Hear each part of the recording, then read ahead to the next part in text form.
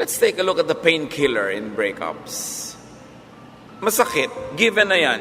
The real painkiller in breakups is the Lord. Wala naman talaga ibang hihigit. Panginoon, ang ating Diyos na nasa ating puso, siya lang ang tangi, pinakamabisang gamot sa lahat ng uri ng paghihiwalay. Isaiah 54, 5-6, yung binasa natin kanina, the Lord all-powerful, the Holy God of Israel, rules all the earth. He is your creator and husband, and He will rescue you. You were like a young wife, broken-hearted and crying because her husband had divorced her. But the Lord your God says, I'm taking you back. At hindi lang para sa mga babae ang verse na ito, mga kalalakihan, apply it. That the Lord Creator is your real partner. Na siya ang hihilom sa ating mga pagdaramdam. Napakaraming mga ganyang mga pagkakahiwa-hiwalay. Lalo sa OFW phenomenon. Pag naghihiwalay unang beses sa airport, tigmak ng luha ang tarmac. Pero pag 2, 3, 4 na taon na, wala nang iyakan. Mamaya pagka ika-6, ika-7 taon na, abala na ang umuuwing nagbabakasyon. No, hindi na lang ipadala ang remittance. Mamaya, si uuwi naman, may ka-holding hand sa aeroplano. Pagbaba sa airport, magkahiwalay sila ng kamay dahil magkaiba pala ng asawang pupuntahan. No? Nagkakawatak-watak, nagkakahiwa-hiwalay. Siyempre sa una, mahapde. Pero ang tao, mag-a-adjust yan ipoprotect mo ang damdamin mo. So hahanap ka ng aliw. Hahanap ka ng ligaya, ng saya. Mabuti kung nabunton yung lakas mo sa mga Bible study dun sa abroad, doon ka umattend. Paano kung sa iba napunta? Na para huwag ka nalang mabaliw sa lungkot, sa mga dami ng humihingi sa iyo at na babalisa ka na at natuturete ka na, o kaya sa mga lalim ng mga depression mo, plus yung frustration mo sa pagtatrabaho na halos apihin ka, ang mapagbubuntunan mo talaga kahit sinong magbigay sa'yo ng kahit konting pagtingin. At nakaka-develop siyempre yon. Hindi rin natin pwedeng i-demonize ang ganyang mga pangyayari because people do something to cope. Sabi nga ng isang kata, let the devil take tomorrow, but tonight I need a friend. Dahil pag napakalalim ng gabi at napakahirap ng nararamdaman mo, halos ikabaliw mo, talagang maghahanap ka ng ginhawa. Nakaka-develop tuloy. Yung mga una mong mga commitment, nasisira. Nawawasa ka mga pamilya.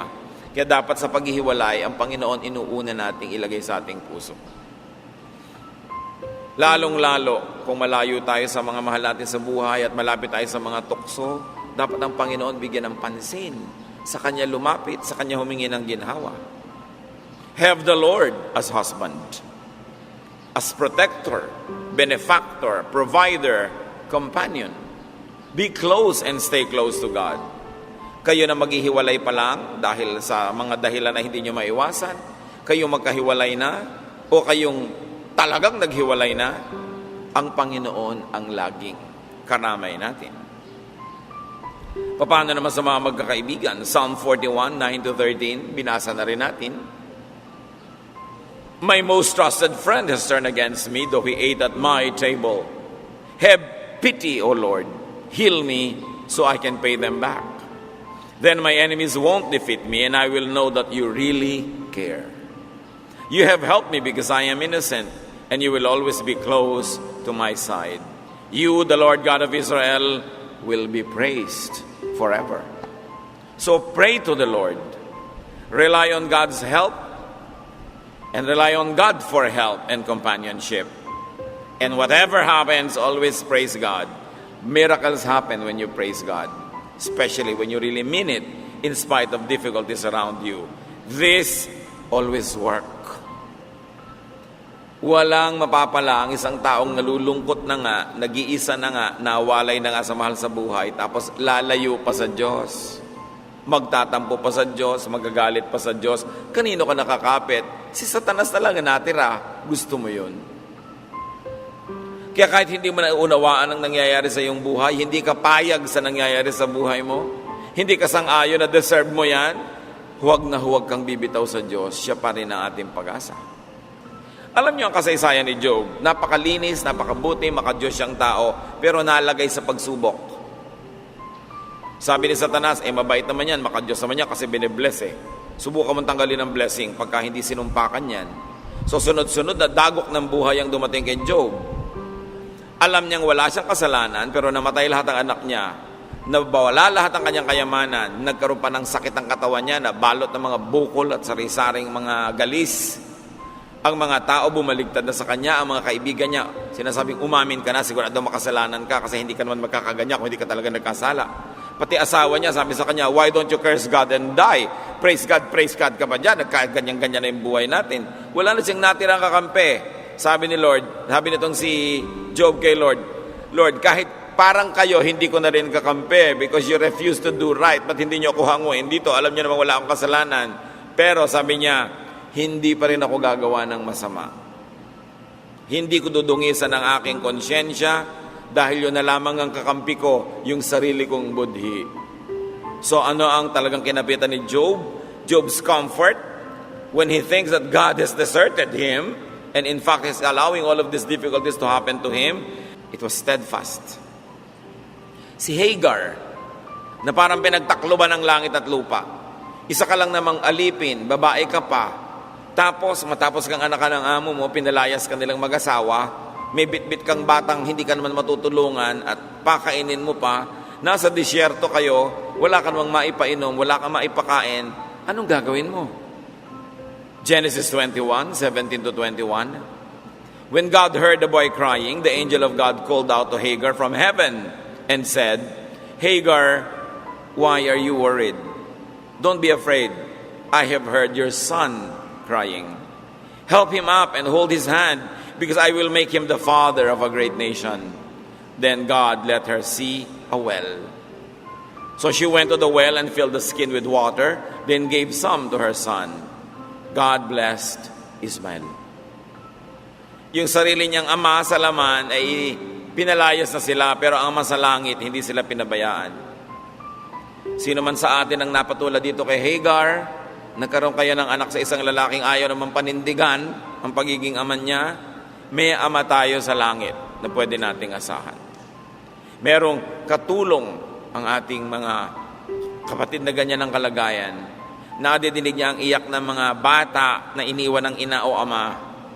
Nadidinig niya ang pangangailangan ng mga single parents. Kaya ang Panginoon ang tumatayo sa lugar na yon, ano man ang circumstance ng pagkakabuntis mo at pagkakapanganak, ang Panginoong Diyos ay Diyos pa rin at tumutulong pa rin. Kaya tayo naman mga nasa paligid, kung hindi tayo tumutulong, huwag na lang tayong manghusga. Huwag na lang tayong mangusig. Wala namang babae na nung elementary, inilagay niya sa slam book, ambition, maging kerida. Wala namang ganon. Wala namang maging single mother, maanak ka ng isang lalaking lasing. Walang ganong ambisyon. Nadadala ka lang at naaanod ng buhay kung saan-saan ka man nasa sadlak na mga kalagayan, pero walang may ibig ng ganyan. Kaya hindi tayo dapat na mangusig. Ang syempre, number one ang uusig, yung misis, na yung number one, uusigin niya talaga yung number two, sobra. No? Pero nagkataon lang, pasalamat ka, ikaw yung number one, baka kung nahuli ko lang ng ilang buwan, ikaw yung naging number two. Pasalamat ka kung privilege ka, kung ikaw yung legal. Di ba? Ang laki-laking advantage mo na ikaw yung legal. Paano kung ikaw yung hindi? Kailangan ng uunawa din tayo. Sometimes in your attempt at preserving what is yours and your space, you become unkind to those who are threats to it, although it might not have been their ambition to threaten you. Ang kabutihan ng tao, ibinibigay niya kahit sa kanyang kaaway, kahit sa kanyang kakompetensya. Sabi nga ng Panginoon, love even your enemies. If they are thirsty, give them drink. If they are hungry, give them food. Hindi naiiba ang Diyos noon man hanggang ngayon. And God blessed Ismael. Sasabihin pa, Ismael was, ito yung anak sa labas, out of wedlock. Pasalamat ka kung hindi ikaw yung anak sa labas kasi hindi ka nagdadala ng stigma. But be kind to those who are in this situation. Wala namang bata na ambisyon niya nung sinapupunan siya, anak siya sa labas. So kailangan maging maunawain tayo. Bagamat hindi naman tayo considerador para mangyari na lang itong mga ganitong pangyayari left and right. Pero pag nangyari na, maibabalik ba ang panahon? Maibabalik ba ang isang bata sa sinapupunan? Maibabalik ba ang kamay ng orasan? Hindi. Ang gagawin na lang natin, survive. Survive and prevail. And with God's help, we will survive. Bawat tao may nakaraan. Bawat buhay may mga sugat at mga peklat ng kahapon. Bawat struggle nagiiwan sa atin ng mga hapdi. Pero hindi natin dapat payagan na yan na maghari sa ating buhay. Because there's God in heaven who hears, who helps, who likes us to be well. Bawat sakit ay may katapat na lunas. Kaya nga malaki ang Diyos para kaya niyang tapatan ang lahat ng ating kalagayan. Saan naman tayo pumunta? Huwag niyong aalisin ang Diyos sa equation, lalong-lalo kung ang buhay niyo ay mahirap, naghihirap, mahapdi, masakit, nangungulila kayo. Sa mga breakup, bukod sa Diyos, kapwa-tao, other people who remain with you. May umaalis, may nananatili. May umaalis, may dumarating. Hindi na uubos ang tao sa ating paligid. Kaya lang tayo ay nagiging bulag. O umalis ang boyfriend mo, may magulang ka pa. Umalis ang asawa mo, may anak ka pa. Umalis ang kaibigan mo, may iba ka pang kaibigan. Kasi kuminsan, binubulag tayo ng luha. Nahihilam tayo ng luha. Hindi natin nakikita ibang taong nandyan. Mahal naman tayo, nag-aalala para sa atin, nagmamalasakit. Pero ini-ignore natin sila dahil wala na tayong gustong hanapin, kundi yung wala. Dapat yugyugin ang sarili. Gisingin ang sarili at sabihin, teka, bakit ba ako sobrang nagluluksa? May iba pa namang natitirang tao sa mundo. At kung talagang wala nang natira, katulad kay Job, may Diyos pa. At kung siya man ay nagsasabing Diyos nga ang dahilan ng mga pagdurusa ko, parang kakampi ko ba siya o hindi? Pero sabi niya, meron pang ako. Ako ay ako at hindi ko iibahin ang sarili ko. Hindi ko korap ang sarili ko. I will be true to myself. Kasi kahit lahat ng tao mawala sa mundo, nandiyan pa kayo, kasama nyo ang sarili nyo. Hindi pwede masiro. Kaya mahalaga ang tao is at peace with yourself. Because when you are not at peace with the others, who else will you seek help from? God and yourself. Sabi ni Lord, Elijah, huwag kang mag-inarte. May 7,000 pang natitira kang kakampi. Akala mo lang nag-iisa ka. Marami pa kayo. No? So, huwag kayong mag-over-dramatize ng kalagayan. Huwag mag-over-generalize ng kalungkutan. Humanap kayo na ikakasaya. Humanap kayo ng pag-asa. Because there are other people who come along.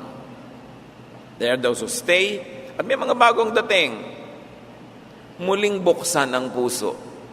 At isa pa na painkiller ng ating mga breakups, time. Panahon. Ecclesiastes 3:1-8. Everything on earth has its own time. There's a time for birth and death, for healing, for crying and laughing, weeping and dancing, embracing and parting. There is a time for finding and losing, keeping and giving, for tearing and sowing. There's also a time for love and peace. May panahon. Kung matagal-tagal ka na rin lang nalungkot, nalukusan, nag-isa, wakasan mo na. Tama na yan. Ibang panahon naman nang ipasok mo sa iyong buhay.